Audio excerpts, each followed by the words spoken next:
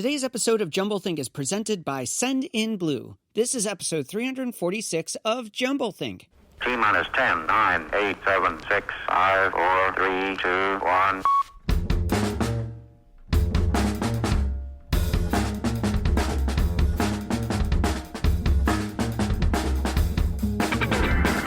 Welcome to Jumblethink, where we interview dreamers, makers, innovators, and influencers all about their journey of turning dreams and ideas into reality.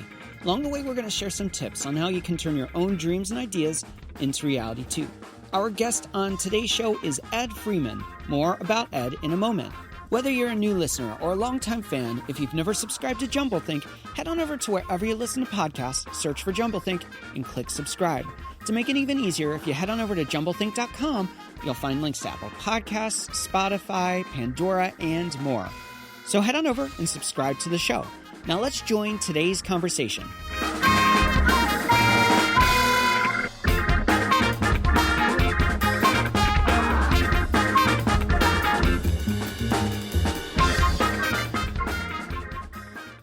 Hey there, friends. Welcome to Jumblethink. My name is Michael Woodward. I am your host. We have a really important show today with Ed Freeman, and we're going to get into that in a moment. But before we do that, I want to tell you about our friends over at Send in Blue. If you are having problems with your email campaigns, with your all-in-one marketing tools, definitely check out Send in Blue. And in a few minutes, I'm going to tell you a little bit more about them. Best of all, as a listener of Jumblethink, for the first 100 subscribers to their platform, they want to give you the first month free on their premium plan. All you have to do is head on over to sendinblue.com/jumblethink and sendinblue.com/jumblethink and use the code Jumblethink to get your first month free. Now, our guest on today's show is Ed Freeman. And a moment ago, I said that this is a super important conversation, and I stand by that assessment. This is a really important conversation, whether you're in business or whether you want to understand the world of business better. This is going to be an important conversation. Ed is a professor at the University of Virginia's Darden School of Business. He is an author, most recently writing a book called The Power of And. He is the guy who really coined this concept, this philosophy of business called the stakeholder philosophy versus the shareholder philosophy. The book's super powerful, and I know some of you might be going, hey, business philosophy, ethics in business, that seems kind of weird, but it is an important conversation. And if you want to get your toe dipped into this space, not only can you read the book, but you can watch this really killer documentary called Fishing with Dynamite. It goes into the world of the challenges of ethics in capitalism and how we can overcome some of those challenges by embracing this stakeholder philosophy. I don't want to waste any more time. Let's go ahead and join the conversation with today's guest, Ed Freeman. Our guest today is Ed Freeman. Ed, thanks so much for joining us here on Jumblethink. Thanks for having me, Michael. Happy to be here. You know, I said this offline. I'll say it again. People aren't going to be able to see you, but you have an awesome beard. I love it. I'm jealous of it. I just look weird when I do it. So I shaved it for the first time in 27 years. A few years ago, students offered to give $10,000 to a women's shelter charity. Wow. that I support. I'd never thought they'd raise the money. So I had to shave it. It was very traumatic. Well, I'm excited to have you on. You look down your roster, you have 3 books that I know of, plus dozens, I think 30 plus papers that you've written, probably more than that, but at least the ones that I found. You have The Power of And, which is the new book. I have it right in front of me. The Power of And, Responsible Business Without Trade-Offs. You co-wrote a book called Bridging the Values Gap, and also a book called Strategic Management, Stakeholder Approach. Most recently, though, you have a really cool documentary, which I've watched. I love. It's got to be something I think everyone, especially business people, need to watch. It's called Fishing with Dynamite. So we're going to be talking about business ethics. We're going to be talking about this idea of stakeholder theory versus shareholder theory and a lot more. To kick off this interview, though, I was looking over your degrees. You have a PhD in philosophy and your bachelor's in mathematics and philosophy. How does someone go from philosophy and mathematics to business and business ethics? Well, I could give you the press release about how the ideas might be related. The real story is somewhat less idealistic, but as I've gotten older, I realize the real story is more about how the world operates. I was getting my PhD in philosophy. I was very young. I was in my early 20s. I grew up kind of poor on a farm in Georgia, and so PhD was attractive to me in part because it allowed you to work indoors. And people that have actually grown up on a farm understand that. Yeah. And I was trying to figure out what to do. There were no jobs in philosophy, as there never are. And a person on my committee, a distinguished philosopher I studied with, said, well, you should do a postdoc, because I was really young. Yeah. And I said, great, where? And he said, Pittsburgh, great philosophy department. He said, I know some people there. Or, you're interested in this ethics and decision theory stuff, which is what I had studied. You should go to Wharton. Yeah. And I said, honestly, what's Wharton? I had absolutely no idea what it was, never heard of it. And he said, well, it's a business school. Yeah. And my face kind of dropped. And I said, well, is it a good one? And he said, well, it's one of the best. And then I said, well, where is it? And he said, Philadelphia, University of Pennsylvania. Then my face got brightened up. I said, well, I might be interested, because my girlfriend at the time was going to Penn in city planning. And things were getting a little more serious. And so I show up at Wharton and get hired primarily because Maureen, my girlfriend, now wife of 43 years, was going to school there. So it was serendipity.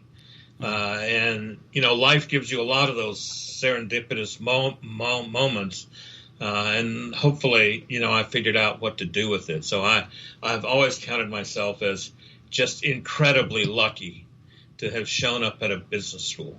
Yeah. Did you find that as a hard transition to go from a space that is very much about thought and going deep to one that's more, well, and I guess there are different approaches to business, of course, and so there's theoretics in it, but a lot of it is the mechanics of business. When you think of business institutions, Wharton famously, of course, being one of the top in that field. So did you find that jump from the philosophy to the mechanical difficult? Well, I found it difficult, and I still find it difficult sometimes. It turns out I didn't know this when I went there, but Joseph Wharton started the Wharton School with the idea that he would hire humanities professors to, in a sense, civilize these business people. So he had he didn't put it quite like that, but he would sort of have faculty who would teach the mechanics of business, and then he would have these humanities professors who would teach about business in a more societal, larger context. And this was 1881 when this started. So it turned out it was from everything I've been able to determine a colossal failure.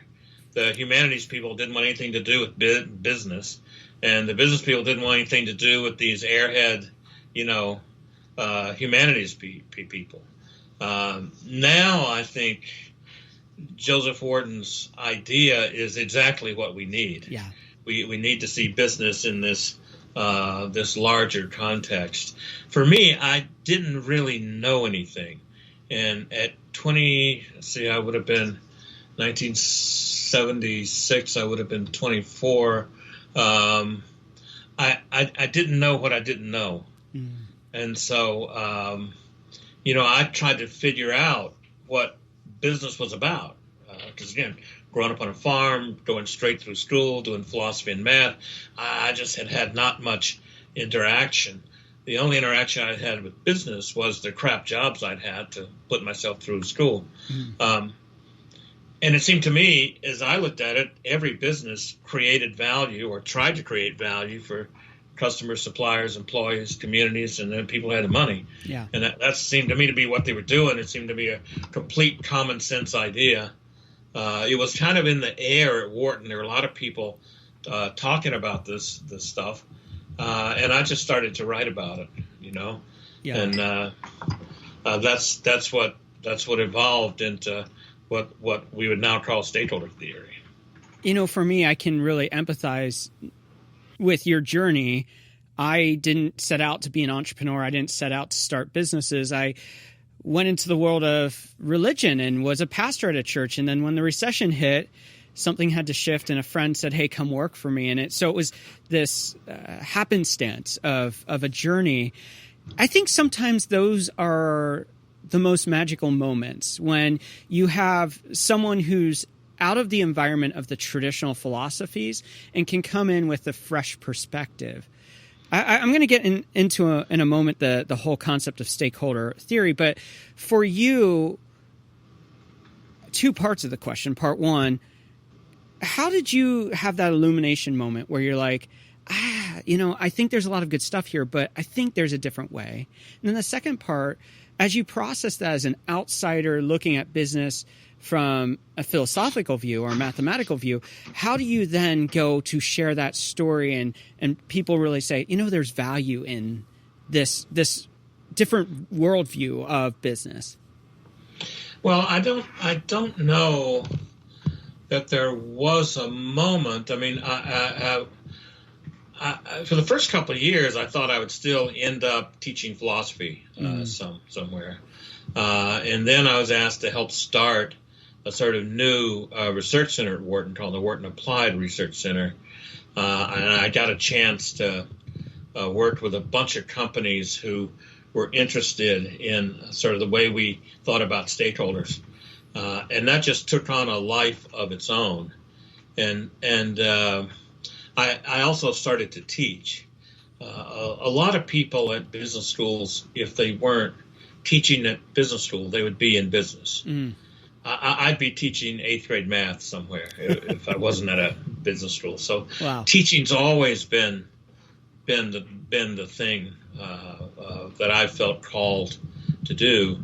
And as a philosopher, you basically need to write about what you're thinking about. Just another one of those ironies. I didn't really know that if you had a tenurable position, a tenure track position in business schools, you weren't supposed to write a book. Oh, I didn't know that. The only thing that counts is articles. People don't even count books. Oh, weird. For the most part. Okay. And I wrote a book. Yes. Because in philosophy, if you don't write a book, nobody will take you seriously. Yes. Was that the strategic management book? Yeah. In the 1980s, right? Yeah. I wrote that, published in 84. I wrote it in 82, really. Okay. About that. And all I was trying to do was trying to say, what would companies look like if you really took the stakeholder idea seriously, not just to organize stuff, but you really took it seriously in terms of, this is how I want to make decisions. I want to make decisions in a way that fulfills some notion of purpose, and also fulfills some idea of, what do you stand for? Who am I in business for? Why does anyone care? Etc. So again, I wasn't sure how interesting that was. In the academic world, nobody in business seemed to care much about it. Every business I talked to cared about it a lot. Yeah. But the academics had different fish to fry at the time, I think. And that's one of the interesting things to me is the world of academia and the world of business, or I don't want to say the real world, but the world outside of the institution seem to sometimes not work together well. They seem to be a friction of thought leadership and thought process and the practitioner of the actual principles. There seems to be this weird divide, which has always bugged me. Yeah, it's bugged me too. I love business. I think business is the greatest institution of how we cooperate with each other. It's fundamentally an institution about social cooperation. It's always seemed that true to me. Again, I wasn't burdened down with a lot of academic knowledge about business, so I came at it just young and naive. Best place to be sometimes. Well, I kind of think so. I think oftentimes we ask doctoral students to sort of accept too much of the received idea, what I would call now the old story about business. That's really the problem.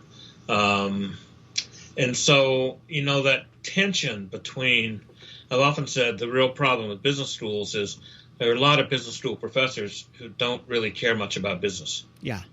I don't think there's a single CEO, certainly none that I know. In fact, I've had several who've laughed at this joke when I've told them. I said, so you guys are out here just waiting for what the latest issue of the Academy of Management Review or Administrative Science Quarterly.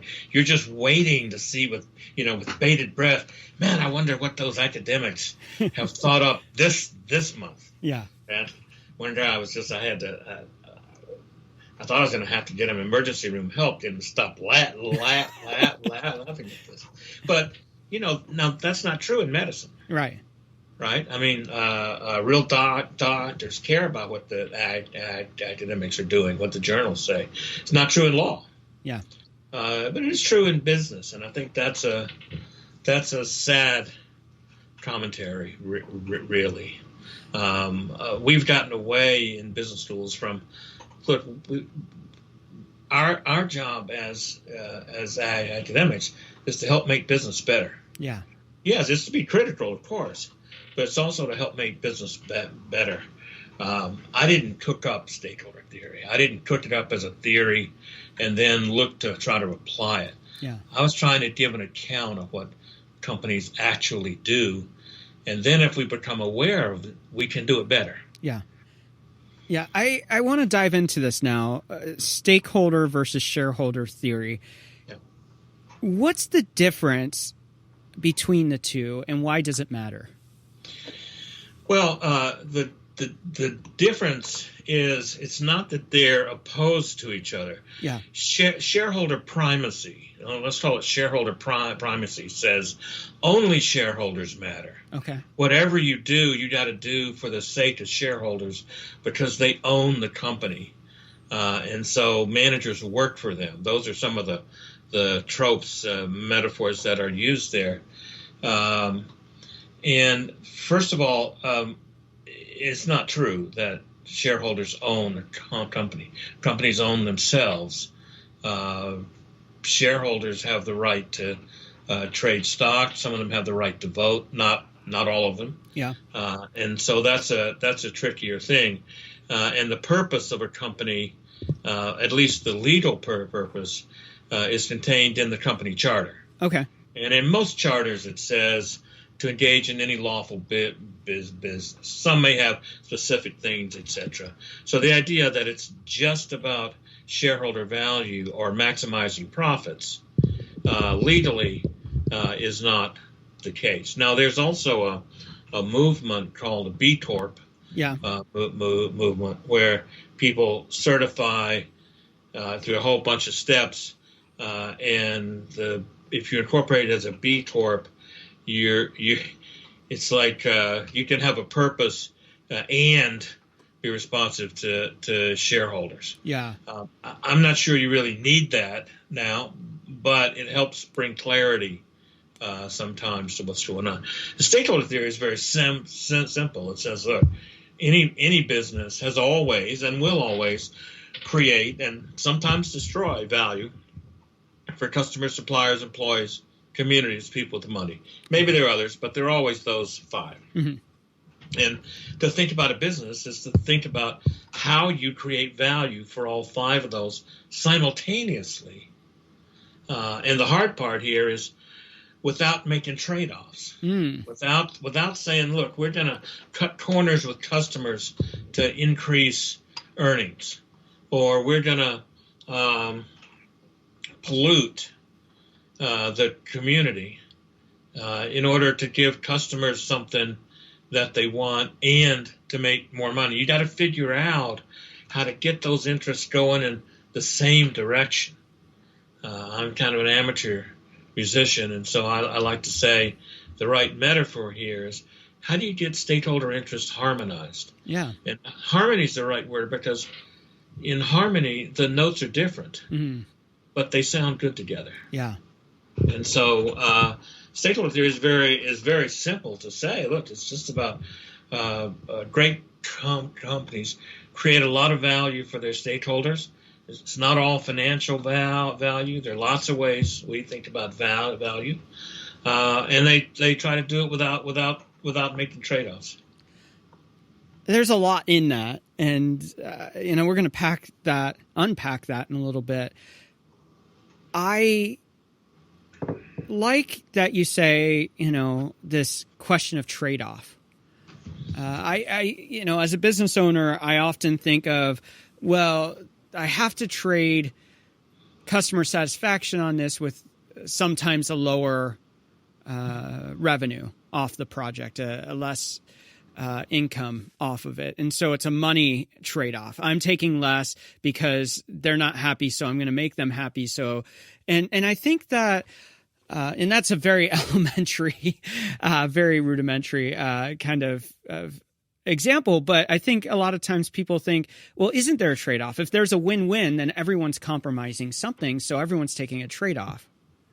Well, that's a great example. Look, if all you look for is trade-offs, I'm pretty sure that's what you'll find. Okay. Economists love trade-offs. They think they're there all the time. So the way I would hear your first example, customers are unhappy, so I'm going to, let's say, lower price or reduce earnings. The way I hear that is you haven't figured out yet how to make customers so happy that they're willing to pay more for what they get. Yeah. And so what you have is a failure of your imagination. Trade-offs are always there. Yeah. Trade-offs are easy.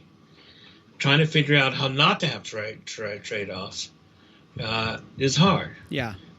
Another example, look, when I travel, I don't want to listen to everybody's music. I want to listen to my music. Right. Thank you, Sony and Apple, for figuring out how to do that. Yes. Right? So they took, part of the beauty of business is it allows you, in a free society, it allows you to look at things that look like they're contradictory or they need to be traded off and figure out how to do both. That's hard to do. And I would go back and say one of the things we need to be teaching business people to do is how better to use their creative imagination. I love that. Because ultimately, the AIs are going to do everything else. Yeah. Imagination, something that we seem to have in culture forgotten a lot. That's pretty distressing to me. Yeah. As we wrap up this first segment, there's 3 questions we always ask. First one being, how do you find purpose in what you do? For me, purpose is it's not about goals. It's about a way of being.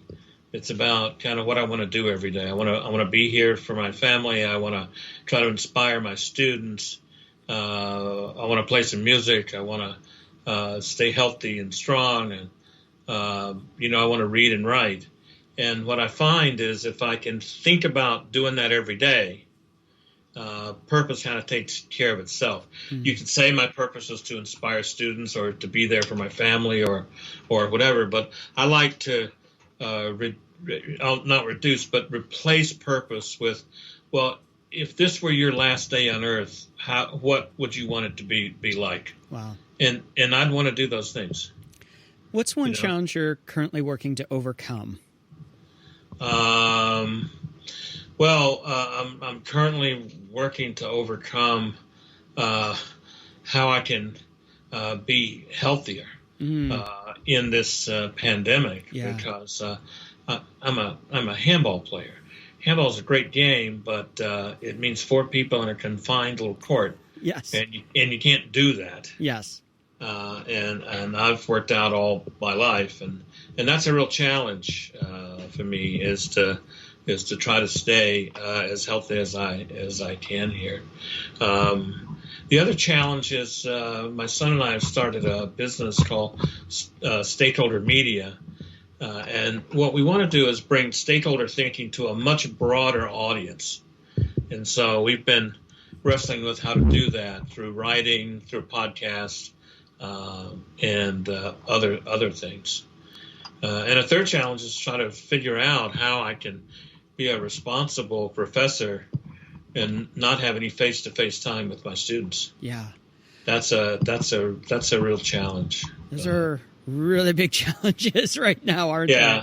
Yeah. And finally, what's the next big dream, idea, or goal that you have? Well, I'm working on 3 books. I don't know that they'll when they'll get done. One is a book with a colleague at Oxford on Plato and leadership. Plato had several models of leadership that people have long forgotten, and we think he says something that's very relevant to the modern world. The second is a book very much on thinking about win-win-win situations and seeing, but treating that not as just a good idea, but treating it as a moral or ethical principle. Mm. And the third is a book about a project going on in Indonesia that has really profound effects on lessening the impact of dengue fever. Yeah. And trying to tell that story. Eventually, I'll write a book, maybe my last book, on stakeholder theory and philosophy. Interesting. And try and go back to some of my philosophical roots and talk about or discover how that's influenced what I've written on stakeholder theory. We're going to take a break right here, but when we come back, we're talking about the book, The Power of and the documentary, Fishing with Dynamite. We will be right back.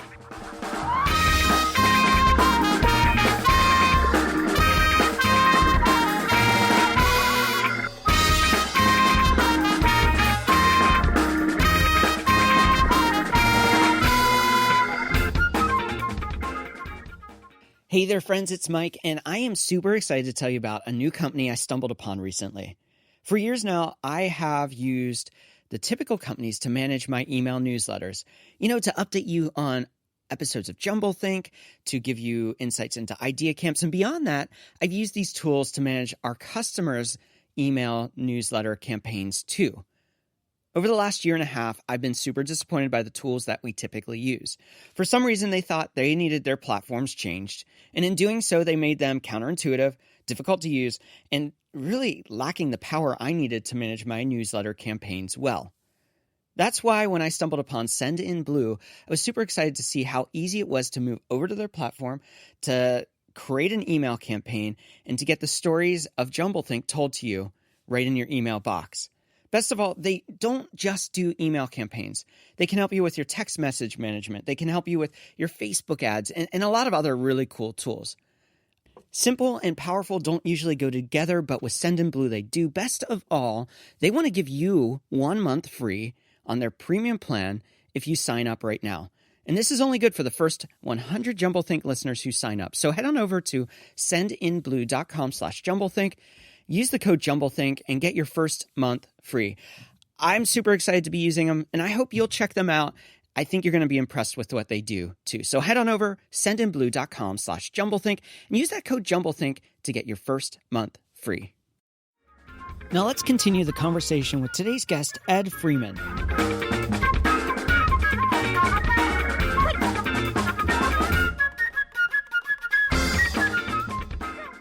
We are back with Ed Freeman. Before we dive into the second segment here, I mentioned the book, The Power of and also the documentary, Fishing with Dynamite. I haven't mentioned that you have a podcast now also, which is about stakeholder theory. There's a lot you're working on. How can people find you, connect with you, and also find these incredible resources? Well, The Power of and you can find on Amazon. It should be on my website, redwardfreeman.com. but it's not yet, but it will be. Same for the podcast. We're just getting the podcast up. It'll be up on iTunes and the usual places soon. It's called the Stakeholder Podcast. And Fishing with Dynamite is available on Apple TV and iTunes. And you can go to the website, which is fishingwithdynamitemovie.com. And we've had, I think, several 100,000 views of the trailer, so you can view a number of pieces of the film, and go to iTunes to purchase it, I think. Super cool. I haven't read the book yet completely. I've been working through it. I have watched the entire documentary, which I have to say, I like documentaries a lot. And I found it just really well put together. I found it, there are documentaries you just go, well, I enjoyed the topic, but it wasn't really well produced, or this is really well produced, but, this, I think, hit that sweet spot of really well produced with great storytelling, with definitely some amazing people a part of that. And it bridges that gap, which I love, of the academic with the business, with, different perspectives. It was a really interesting documentary to watch. Well, thanks. That's really due to Paul Wagner is the director and writer, the documentarist, however you say that, documentarian. Yeah. He makes documentaries, and no surprise. He won an Oscar a little bit earlier in his career, so he really knows what he's doing. The producers were a professor colleague of mine, Bobby Parmar, who's one of my co-authors on the book, and Jenny Mead, who has been a writer in Hollywood and has written hundreds of business cases for us, and is a playwright. And so the three of them really are responsible. When Bobby said, let's make this movie, I was a little bit skeptical. But he said, similarly in the way that my son Ben and I are doing with the podcast, we need to take this message to a much broader audience. Yeah. People aren't going to read your books and your articles, no matter how brilliant they may be. Yes. And that's what we've done. And so this is I think a very important film, because it not only tells us what's wrong with the business system that we have, but it tells us how to fix it. Yeah. And that it's actually not that hard, and that lots of companies are doing it. Yeah. Yeah. And so it's a extremely optimistic view, as Bobby and I and Jenny and Paul are very optimistic people. I think if we can get rid of this old, unworkable story about business, that only shareholders matter, only money matters, we're on the edge of a new age in business that will be phenomenal. I mean, this from running a tech company. The kinds of things that are on the horizon are really, really unbelievable. Yeah. But we can't get there with this old story. Yeah, I agree. And, I tend to be I try to be as transparent with my biases as possible, because I think we don't do that enough in our culture. We just say, hey, this is the solution. This is what is right. And we're not taking into consideration our beliefs. Now, I tend to be on the conservative side of things. And on the flip side, I want to be in dialogue with people who have opposing views, because that's how we become better. That's how we become smarter. Absolutely. And so I think of some of my liberal friends, extreme liberal, and they look at it and they say business bad all the time. This is a misunderstanding of what business is, because business, when done right, should be about taking care of people, whether it's your customer, whether it's you as the executive or owner, whether it's your team. If there is a shortfall anywhere along that way, then for me, I look at it as a failure as a business owner, that I haven't done my job well. That's exactly right. Yeah. And so for me, when I hear some of these views of like, oh, we need to take money from the top and give it to the poor, and we need to do all these things, I'm like, no, that's not the way we solve it. The way we solve it is bringing ethics back to how we bring equality to the businesses we create. Well, I agree with you. I tend to have enemies on the left and the right. The left think I've sold out the business, and the right thinks I'm a socialist. So I sort of think as long as you have enemies across the political spectrum, you're doing okay. Yeah. You might be doing something. You might be doing something worthwhile. I don't know. But you're right. This idea that business is about the money. Yeah. That capitalism is about greedy little bastards out trying to do each other in. Yeah. It's a story that people pick up, and I've called it in a paper the business sucked story. Mm. And the left would say, yeah, business, I don't know, it sucks. And maybe there are some good ones, like maybe Whole Foods is a good one. But maybe then every Starbucks. Or maybe Starbucks. Yeah. But then anytime the CEO of those companies does something controversial, and those are good examples of CEOs that do that all the time. Yes. People go, oh, really? They're just in it for the money. Yeah. And it's this, and people on the right often have the same thing. Yes, business is about the money. That's great. That's what it ought to be.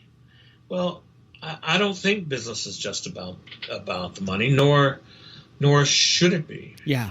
And there have been a lot of calls for change. Yeah. Most people can't get past what I would call the saints and sinners thinking. Which I love that. You mentioned that in the documentary, and I just went, I've never heard that phrase applied this way. And I just really loved the way that you said it, because I agree 100% with that philosophy. Thanks. Well, it's not original, of course. It's something I ripped off from, it was originally attributed to Warren Buffett, but a little more work showed that it was Oscar Wilde. Mm. And Oscar Wilde said, look, every saint's got a past, every sinner's got a future. I love that. Yeah. There aren't many, I don't know any saints. Yeah. People who get it right all the time. I just don't know any. Yeah. And I really don't know any sinners that are, just always doing what's out for their short-term economic self-interest. Yeah. There are some. They're usually politicians, but that's a different. And that was nonpartisan. Yes. Yes. For me, but we're human. Yeah. Business is a deeply human institution. Right. And until we can figure that out, we're not gonna make a lot of progress. Yeah. The good news is there are lots of people figuring this out. Yeah. If you look at what's happened since the global financial crisis, where it became clear that shareholders only didn't work very well. Right. Right. You have people doing things. There's a movement called conscious capitalism. Yep. John Mackey at Whole Foods and others are doing. There's inclusive capitalism.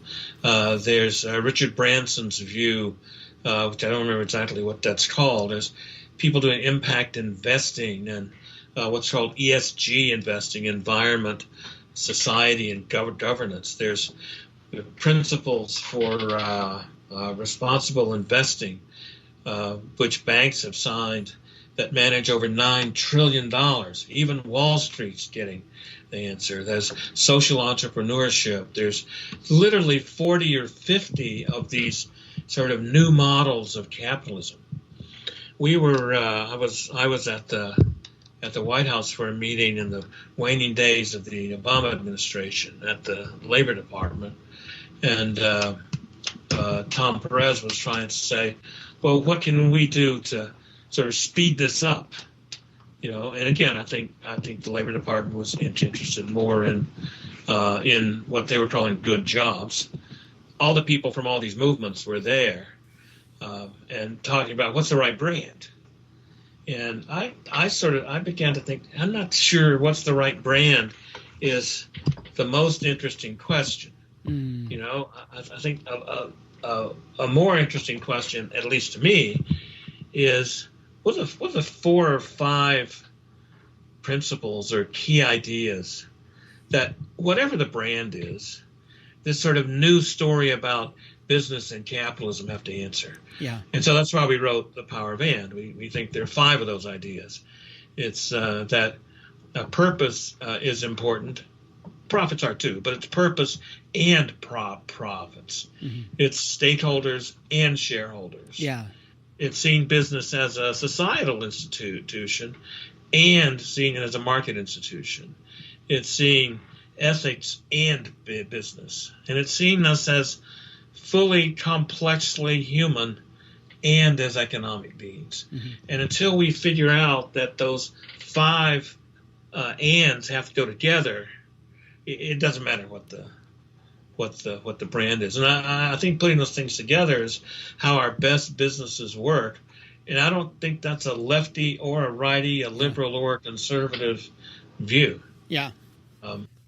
Well, and you know, when I think back to my days of working in pastoral space, we would always say the message stays the same, but the method changes. And I love this because you're defining values, not a way to get those done. And for different businesses, those values are going to play out differently. They're going to have to fit their ethos, their community, the people they're serving. What may serve one community in a specific business well might not work another. A B2B approach to the and philosophies might look very different than to a B to C approach to it.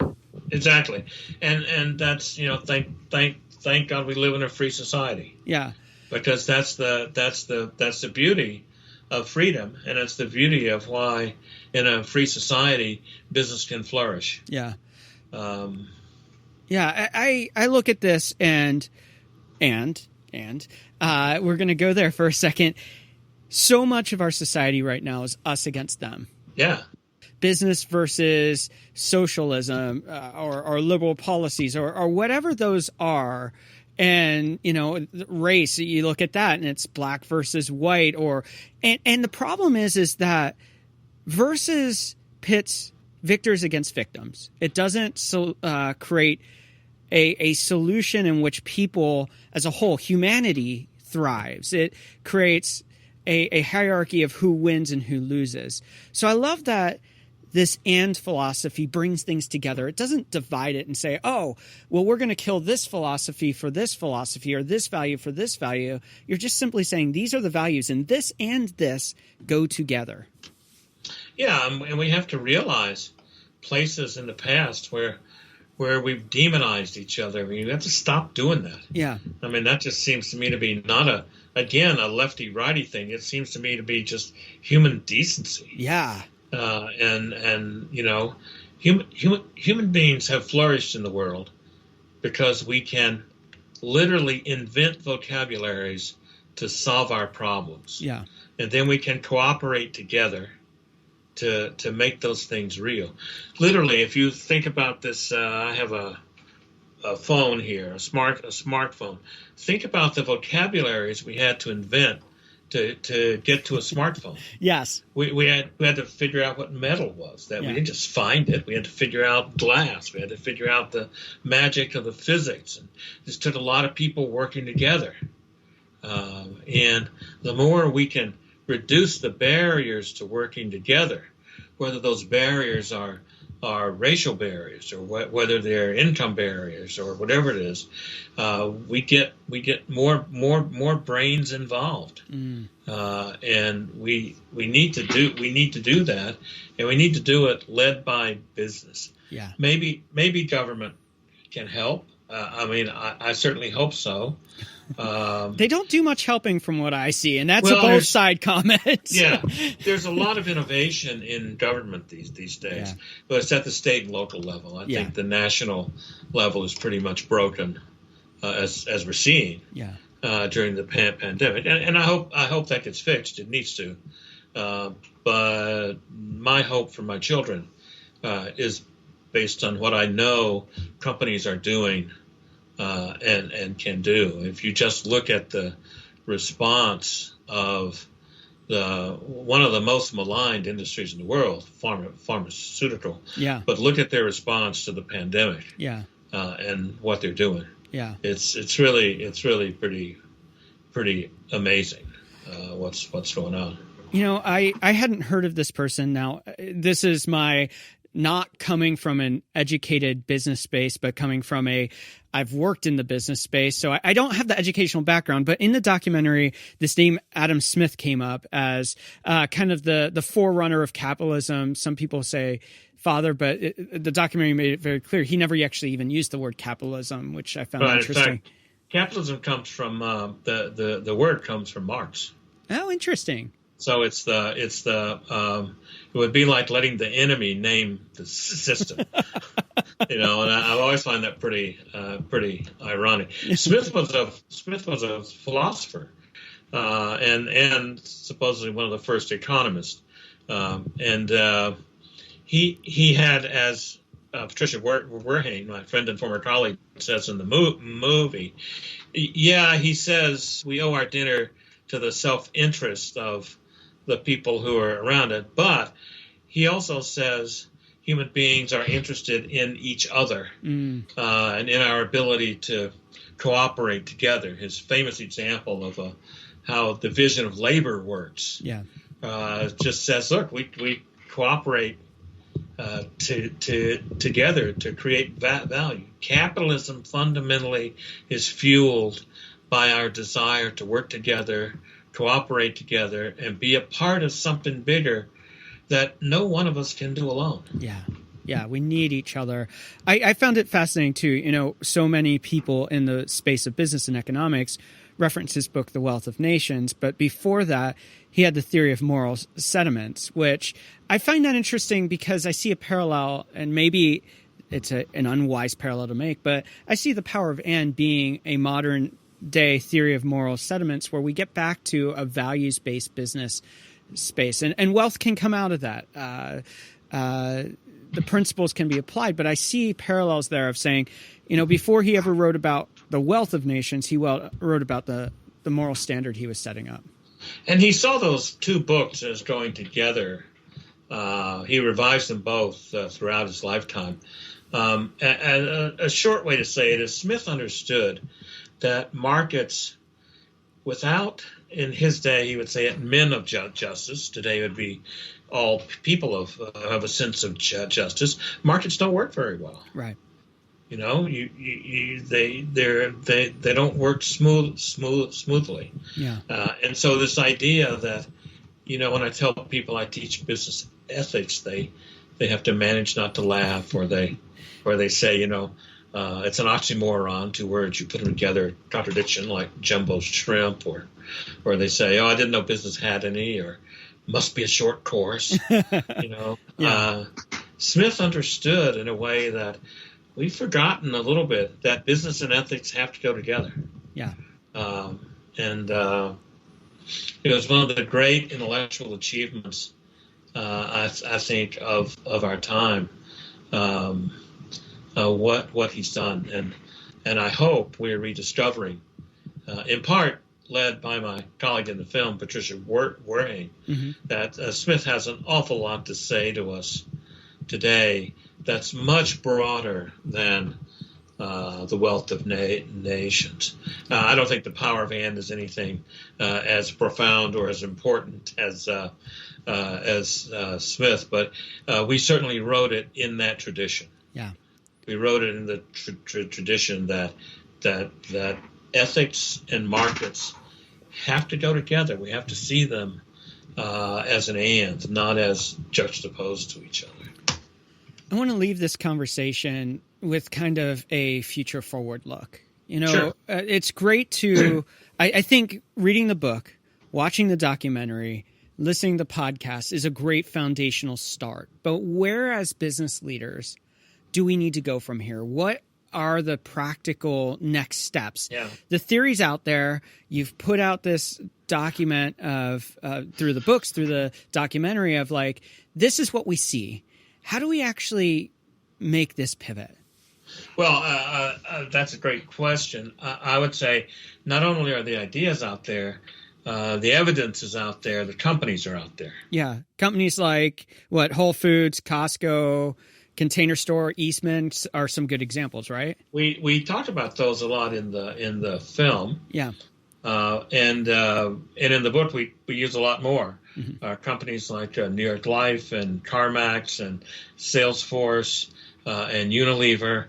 There are literally hundreds of companies out there. Mm. If I wanted to know more about this, I would, after I read the stuff or watched the movie, I would study these companies. I would say, gee, how are they doing it? How does Unilever measure its progress of every unit, of 400 brands, measure the progress of every unit on the Sustainable Development Goals? Wow. Yeah. And they've done that. Yeah. Or, gee, how did CarMax revolutionize the used car business? Mm.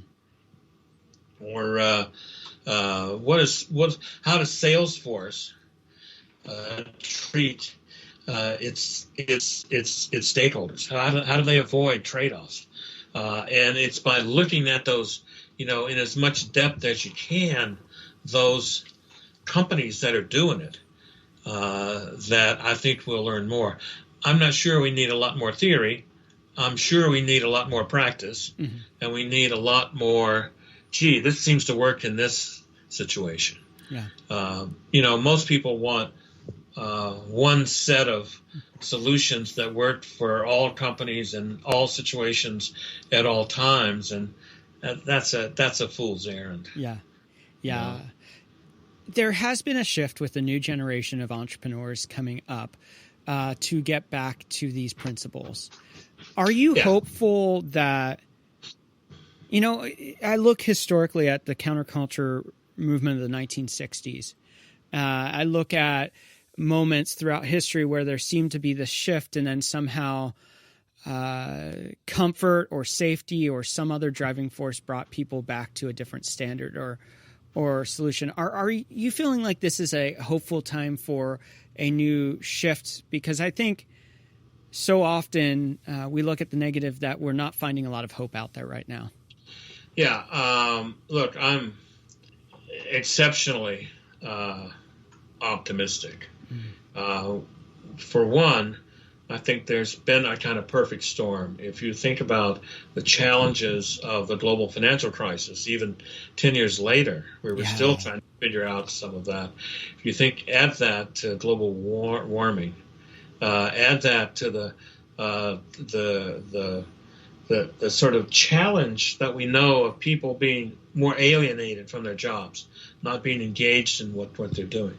Now add to that the dialogue around Black Lives Matter and the dialogue around the pandemic. Business has to deal with all of these issues. Yeah. You can't duck it anymore. And it has to bring its spirit of innovation to dealing with this. And that's what people are doing. If you go to the Just Capital is another one of these organizations that measures and rates companies on their ethics. And the Business Roundtable companies, 181 of them, I think, sort of adopted the principles of what they call stakeholder capitalism. And there was kind of, there's nothing inconsistent with their principles of stakeholder capitalism and the book we wrote. Yeah. Let me just put it that way, or the film.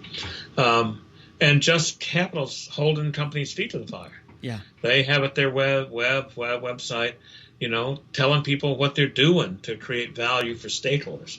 So I think we've reached a tipping point that there isn't any going back. Yeah. On the other hand, changes in these foundational stories in society are generational. Mm. Think how long we've been trying to change the story that women, people of color, are morally equal to everyone else. Yeah. We've made progress on that in the last 100 years, but there's a long way to go still. Yeah. So my hope is that my grandchildren's children, if I were to have any, will say, hey, what's up back in the day when people thought shareholders only counted? Yeah. What had they been smoking? Yeah. So that they thought that was what business was. Yeah.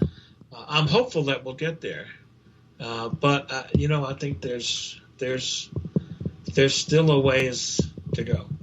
Wow. Interesting perspective on seeing that. I think so many of us think today, we think of maybe our kids, but we don't think generations like that. And I think that having a perspective like that, when we think change over time that's much more sustained than immediate, would do all of us a little bit of good. Yeah. Well, I'm lucky. As I get older, my students stay the same age. That's right. So people ask me, have the students changed a lot over the 30 years you've been at the Darden School? And I go, well, I don't know if the students have changed a lot. I know I'm older. That's for sure. But they have changed because the generations today are not shy about demanding. Yes, not only do they want to make a good living, but they want to do something that's meaningful. Yeah. And I think that puts pressure on all of us to respond with that. And I think that's terrific, and a message of hope.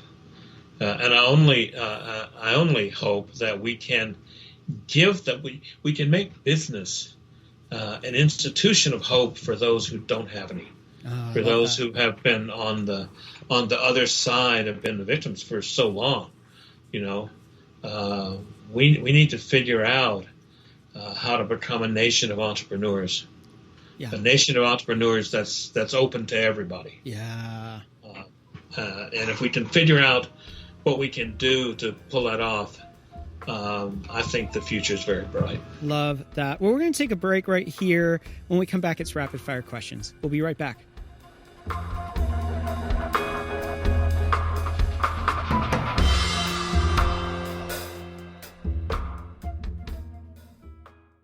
Hey there, friends. It's Mike.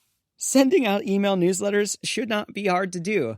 And yet a lot of the platforms out there are making it more and more difficult to simply message your audience, to share your products, to reach out to your customers. That's why I was excited to find Sendinblue. Sendinblue is the all-in-one marketing tool. Not only does it do beautiful email newsletters, it does much, much more. It's powerful. It's easy. I've been using it for the last couple of weeks, and I have to say the process has actually been fun again. Best of all, because you listen to Jumblethink, they want to give you 1 month free of their premium plan, but only to the first 100 Jumblethink listeners who sign up. So it's time to really dial in those campaigns to make the process of sending out email newsletters easy and fun again by using Sendinblue. Check them out at sendinblue.com/jumblethink and use the code Jumblethink to get your first month free. I'm loving it. So why don't you check it out? I think you're going to love it too. Sendinblue.com/jumblethink and use that code Jumblethink to get your first month free. Now let's jump back into today's episode for rapid fire questions. Seulement le bras pour mettre l'aiguille sur le disque. Mettez le contact, reposez votre bras et attendez. Restez calme pendant un moment. We are back with Ed Freeman. We are going to do rapid fire questions. Are you ready? Probably not, but I'll do the best I can. As a child, what did you want to be when you grew up? Baseball player. Oh, that's a great one. What is one tip you give someone with a big idea or dream and they don't know where to start? Just start somewhere. Doesn't matter where. Just start and figure it out. What is one change you would like to see in the world? I'd like to see people do more music. I love that. What do you want your legacy to be?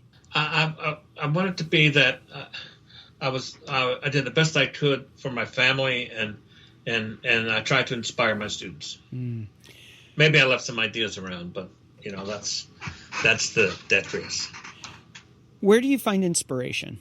Well, I inspire pretty easy. I'm inspired by my son and my twin daughters at the kind of lives that they're leading. I'm inspired by the business people out living these ideas that I've just been writing about. What do you think is one book every dreamer should read? I should say The Power of And, but that's not. I don't think that's quite right. One book every dreamer should read. That's a really interesting question. I'm tempted to say, no, I know what I would say. It's a book by Nelson Mandela, Long Walk to Freedom. It's 900 pages, but it's worth it. Yeah. It's about his stay in jail for 28 years. Wow. And it's an incredibly inspiring book. For you, how do you define success? I don't think much about success. I think more about how I want to live, and if I can live this way pretty much every day. I don't really have a bunch of goals or that sort of stuff. Maybe that's because I'm old, and I'm distrustful of the long term now. People said, why? Well, if somebody asked me, what do you want to do in 10 years? I would say, still be breathing, What is one trend you are currently excited about? Well, it's the one we wrote about in The Power of And. It's the businesses embracing the idea of purpose and stakeholders, and what John Mackey calls conscious leadership. Yeah. I think that's a huge thing that's going on in business. What is one habit you find helpful in your life? I got a lot of habits that I don't find helpful. Don't we all? Don't we all? I think one is I have to work out, do something physical all the time. That physical, I did martial arts for many years, and although I can't do it now, the physical part of life and the mental and spiritual part of life go together. Yeah. And that got to be, it's always been there. It got to be a real habit when I was doing Taekwondo. Yeah. Though I didn't start till I was 45. So my advice is start your martial arts career earlier than 45. What is one thing you wish you would have known when you first started out? I wish I had known how much I didn't know and had been a little more humble. Mm. I think philosophy doesn't teach humility. Yeah. Yeah. Martial arts does. Especially at 45. At 45, you need to be pretty humble and you need to be pretty honest with yourself, or you'll get hurt. Yeah. Yeah. So I wish I'd had a better sense of that when I was younger. If you weren't doing what you're doing today, what do you think you'd be doing? Probably teaching 8th grade math somewhere. I've kind of always been a teacher. Yeah. That's what I've loved to do. When it became clear to me at 18 that Major League Baseball was not on the horizon. It's not for many of us, that's for sure. And finally, what is one dream you're still wanting to fulfill in your own life? I've had such a great life and had such a, been able to travel all over the world and talk to so many interesting people and have some great students. My dream is only that my children can lead the lives that they want to lead. Whatever those turn out to be. Yeah. I would say the only dreams I have are dreams for them and their well-being. As we wrap up, we always like to leave our guest have the final thought. What would you like to leave all of us listening with today? We have to be the generation that makes business better. Mm. That's what our part of our task is. I think we're on the way.